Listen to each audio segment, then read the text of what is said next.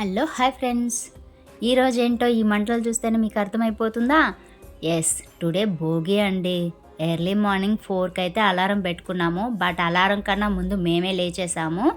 తాటాకులు అన్నీ కొనేసుకొని ముందుగానే పెట్టేసుకున్నాము. మేము మా ఇళ్ళగల వాళ్ళు ఇద్దరం కలుసుకొని వేసుకున్నాము భోగి అనమాట. చాలా హ్యాపీ అనిపించింది. అన్నీ బాగుండి ఉంటే ఈ ఇయర్ నేను చాలా హ్యాపీగా సెలబ్రేట్ చేసుకోవాల్సిన మూమెంట్ ఇది. బట్ కొంతమంది వాంటెడ్గా చేసిన గేమ్కి నేను బలైపోవాల్సి వచ్చింది. సో ఏదైనా కానీ వాట్ ఎవర్ ఇట్ ఈస్ అన్నీ నా శివయ్య చూసుకుంటారు.